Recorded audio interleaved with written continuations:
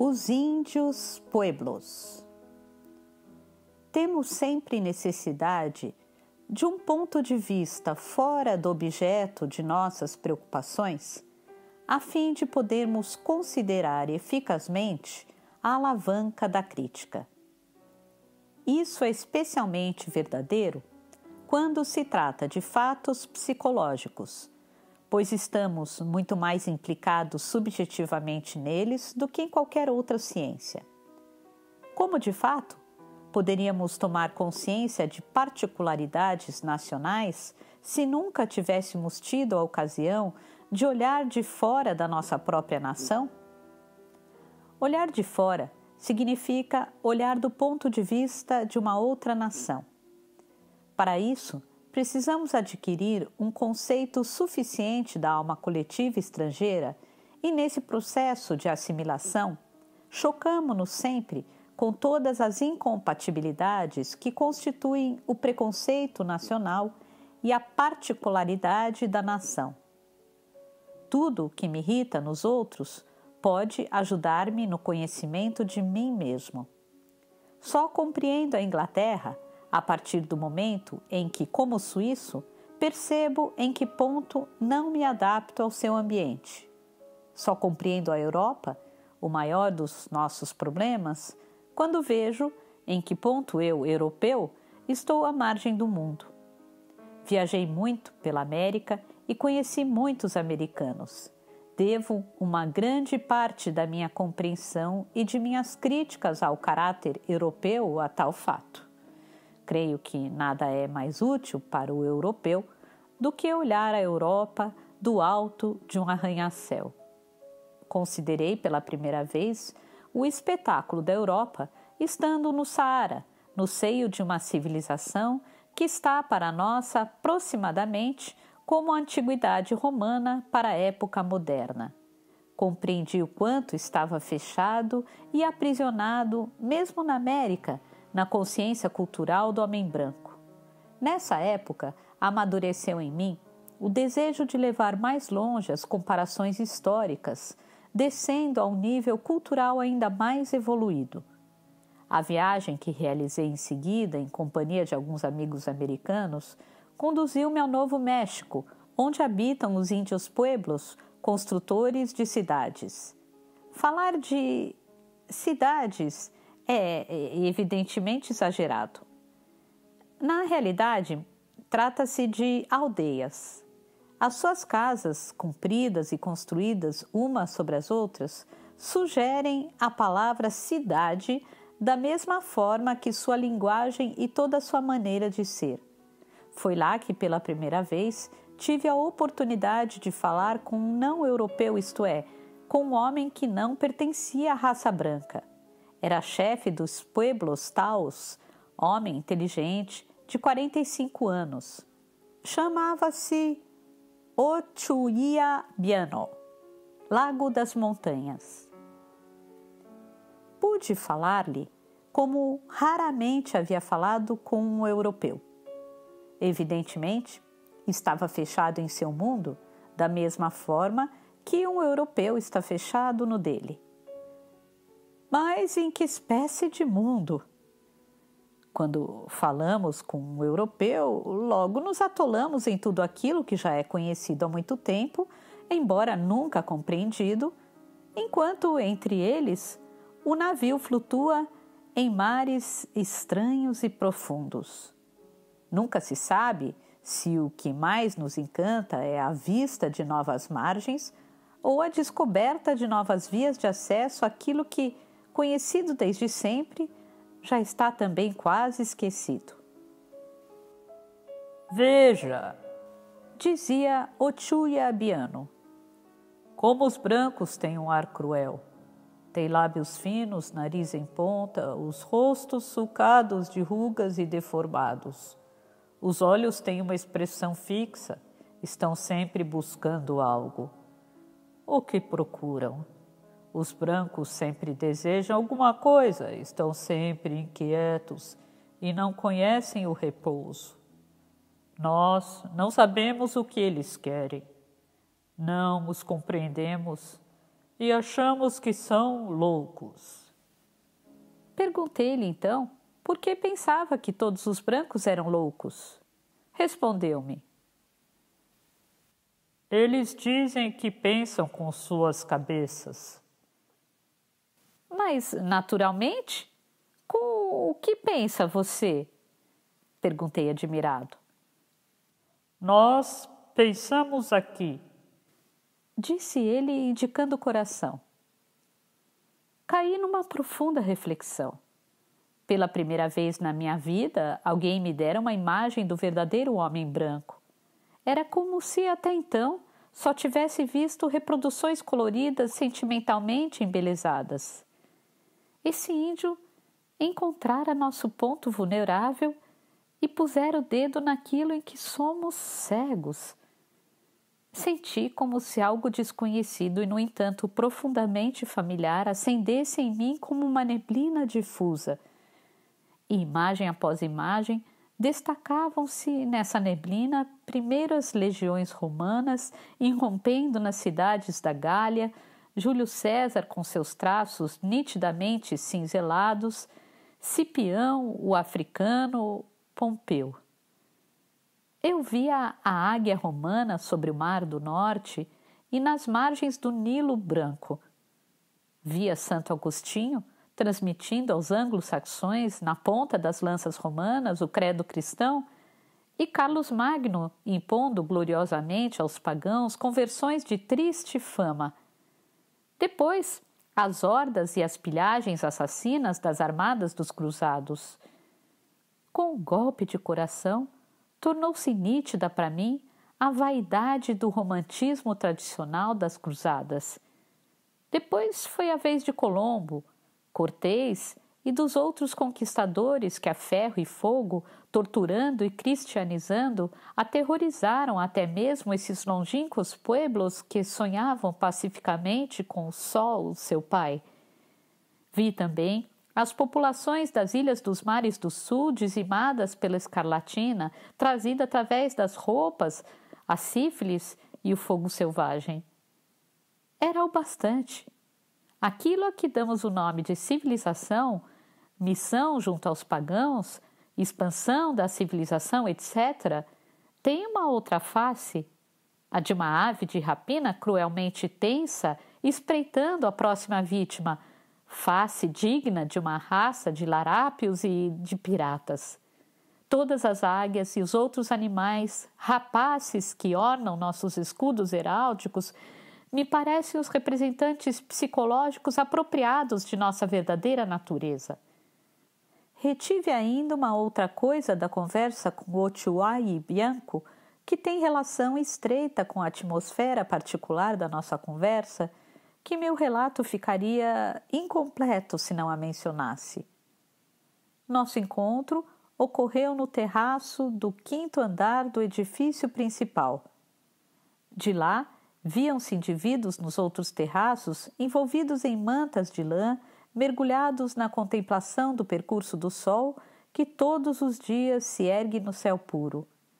Em torno de nós agrupavam-se as casas quadradas mais baixas feitas de adobe, com suas escadas características conduzindo do chão ao terraço ou do terraço a terraço até os degraus superiores. Em épocas anteriores, menos pacíficas, a entrada da casa ficava habitualmente no terraço. Diante de nós se estendia o elevado planalto ondulado de Taos, cerca de 2.300 metros acima do nível do mar. Até o horizonte onde se erguiam, a 4.000 metros de altitude, alguns cumes cônicos, antigos vulcões. Atrás corria um rio límpido, ao longo das casas. Na outra margem, erguia-se um segundo pueblo com suas casas avermelhadas de adobe, construídas no centro, umas sobre as outras, estranha antecipação da perspectiva de uma grande cidade americana com seus arranha-céus no centro. Cerca de meia hora rio acima, erguia-se uma enorme montanha isolada, majestosa, a montanha que não tem nome. A lenda diz que nos dias em que fica oculta pelas nuvens, os homens caminham para ela e desaparecem para se entregarem a ritos misteriosos. O índio pueblo é extremamente fechado, absolutamente inacessível no que diz respeito à religião. Intencionalmente faz de suas práticas um mistério tão bem preservado que renunciei, por ser impossível, a seguir o caminho da pergunta direta. Nunca sentira antes uma tal atmosfera de mistério, pois as religiões do mundo civilizado de hoje são acessíveis a todos. Há muito que sacramentos perderam o caráter misterioso. Ora, aqui o ar era saturado de mistério, conhecido por todos, mas inacessível ao branco. Essa situação singular deu-me uma ideia do que podia ter sido Eleusis, cujo mistério, conhecido por toda uma nação, nunca foi traído. Compreendi o que deviam sentir Pausânias e Heródoto ao escreverem. Abre aspas. Dizer o nome desse Deus não me é permitido. Fecha aspas. Entretanto, eu não via nisso uma mistificação. Sentia que era um segredo vital, cuja traição seria um perigo tanto para o indivíduo quanto para a coletividade. A preservação do segredo dá ao pueblo orgulho e energia para resistir ao branco todo-poderoso. Dá-lhe coesão e unidade. Senti que há uma certeza. Os pueblos, como coletividade personalizada, subsistirão na medida em que conservarem seus mistérios ou enquanto estes não forem profanados. Admirado, constatava o quanto a expressão do índio se modificava ao falar de suas ideias religiosas. Na vida comum, manifesta um grande domínio sobre si mesmo e uma dignidade que chega a ser uma equanimidade quase apática. Ao falar do que se relaciona com tais mistérios, pelo contrário, é tomado por uma emoção surpreendente que não pode dissimular, e isso respondia integralmente à minha curiosidade. Como já disse, renunciei a colocar diretamente as questões. Se desejava saber de fatos importantes, fazia observações laterais e observava o rosto de meu interlocutor para ver se nele descobria eventuais manifestações afetivas. Quando tocava no essencial, ele se calava ou dava uma resposta evasiva, manifestando uma profunda emoção. Às vezes seus olhos se enchiam de lágrimas. Para eles, as concepções religiosas não são teorias. Que curiosas teorias arrancariam lágrimas de um homem! Mas fatos tão importantes e significativos como as realidades exteriores correspondentes. Estava sentado no terraço em companhia de Ochuya e Biano quando o sol se elevava, cada vez mais brilhante. Apontando, ele me disse: Então, não é nosso Pai aquele que se ergue no céu? Como negá-lo? Como poderia existir um outro Deus? Nada pode existir sem o sol. Sua excitação, que já era visível, foi aumentando. Buscava palavras e por fim exclamou: O que pode fazer um homem sozinho nas montanhas? Sem ele, não pode nem ao menos acender o fogo. Perguntei-lhe se não pensava que o sol era uma bola de fogo formada por um Deus invisível. Minha pergunta não suscitou espanto e muito menos desagrado. Simplesmente deixou-o indiferente. Tive a impressão de esbarrar num muro intransponível. A única resposta que obtive foi: O sol é um Deus.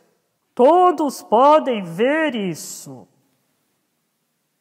Ninguém pode se furtar à poderosa impressão que o sol causa. No entanto, assistir a esses homens maduros, extremamente dignos, tomados de uma emoção irreprimível ao falar do sol, foi para mim uma experiência nova que me tocou profundamente. Numa outra ocasião, estava à beira do rio, olhando o cume da montanha, que se eleva a mais de 2.000 metros acima do Planalto. Pensava justamente que lá era o teto do continente americano e que seus habitantes ficavam voltados para o sol, como os homens envoltos em mantas de pé, nos terraços mais altos do pueblo. Permaneciam mergulhados na muda contemplação do sol. De repente, uma voz profunda, vibrante de uma emoção secreta, falou atrás de mim, junto ao meu ouvido esquerdo. Não julgas que toda a vida provém da montanha. Um índio bastante idoso caminhara silenciosamente em seus mocassins e me propusera essa questão, cujo alcance eu ignorava. Um olhar sobre o rio que desce da montanha deu-me a imagem exterior que fizera nascer aquela ideia. Evidentemente, toda a vida provinha da montanha, pois onde está a água, está também a vida. Nada mais evidente. Senti em sua pergunta uma emoção que se ampliava a palavra montanha e pensei no relato dos ritos misteriosos lá celebrados. Respondi-lhe: todos podem crer que dizes a verdade. Infelizmente, a conversa logo foi interrompida, de maneira que não pude obter uma visão mais profunda acerca do simbolismo da água e da montanha.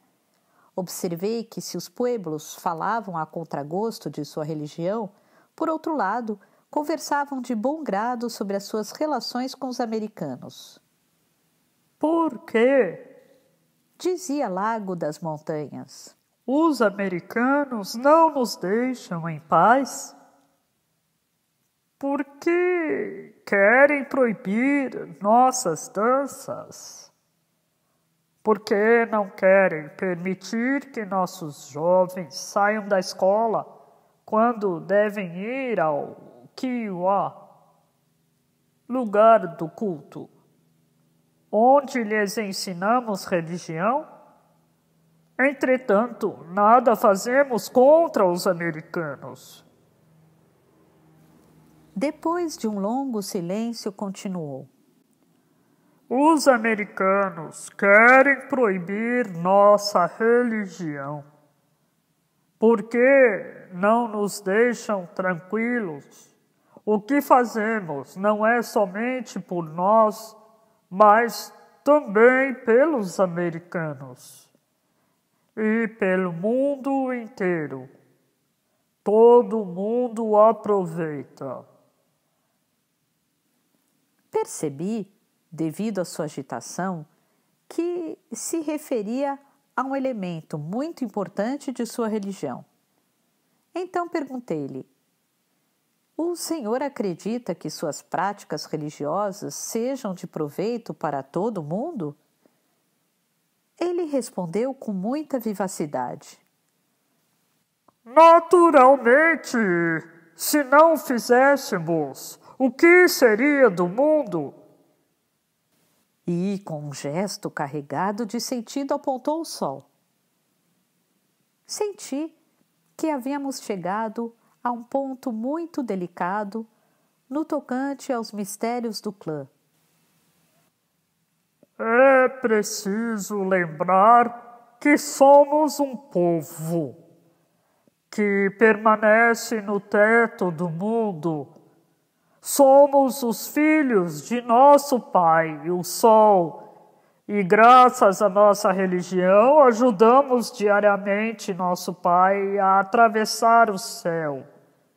Agimos assim, não só por nós mesmos, mas pelo mundo inteiro. Se cessássemos nossas práticas religiosas, em 10 anos o sol não se ergueria mais. Haveria uma noite eterna. Compreendi, então, sobre o que repousava a dignidade, a certeza serena do indivíduo isolado. Era um filho do sol, Sua vida tinha um sentido cosmológico. Não assistia ele a seu pai, que conservava toda a vida em seu nascente e poente cotidianos? Se compararmos a isso nossa autojustificação ou o sentido que a razão empresta à nossa vida, não podemos deixar de ficar impressionados com a nossa miséria.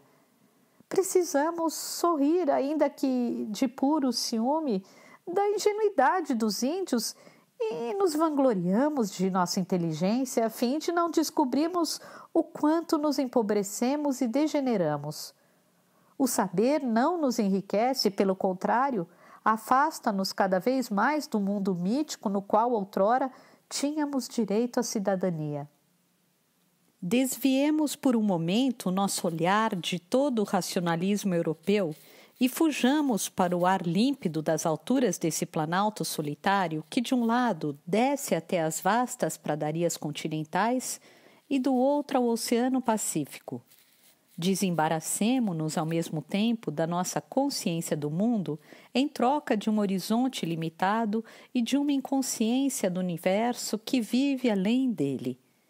E então começaremos a compreender o ponto de vista do índio Pueblo. Toda a vida provém da montanha. Tal é sua convicção imediata. Da mesma forma, ele tem a profunda consciência de morar no teto de um mundo infinito perto de Deus. Tem acesso imediato ao ouvido da divindade e seu ato ritual atingirá antes dos demais o sol longínquo. O caráter sagrado das montanhas, a revelação do Jeová no Sinai, a inspiração que Nietzsche recebeu em Engadin estão na mesma linha. A ideia absurda para nós de que um comportamento cultual possa fazer nascer o sol pela magia não é, certamente, examinando mais detidamente, menos irracional, mas é infinitamente mais familiar do que se poderia pensar à primeira vista. Nossa religião cristã, como qualquer outra religião, é impregnada pela ideia de que ações particulares ou uma forma particular de agir podem influenciar Deus. Por exemplo, os ritos, a oração, um tipo de moral que o agrade.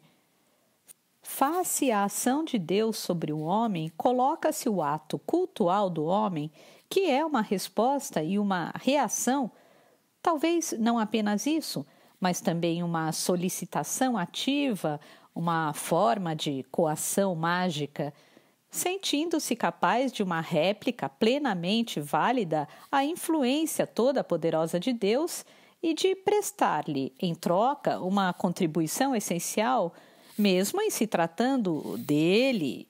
O homem se sente exaltado, pois o humano acede à dignidade de um fator metafísico.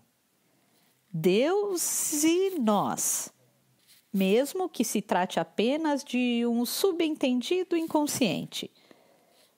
Esta equivalência na relação está, sem dúvida, na base da invejável serenidade do índio Pueblo. Tal homem se encontra, no sentido pleno da palavra, em seu lugar. Desviemos por um momento nosso olhar de todo o racionalismo europeu e fujamos para o ar límpido das alturas desse planalto solitário que, de um lado, desce até as vastas pradarias continentais e do outro ao Oceano Pacífico. Desembaracemo-nos ao mesmo tempo da nossa consciência do mundo em troca de um horizonte limitado e de uma inconsciência do universo que vive além dele. E então começaremos a compreender o ponto de vista do índio Pueblo.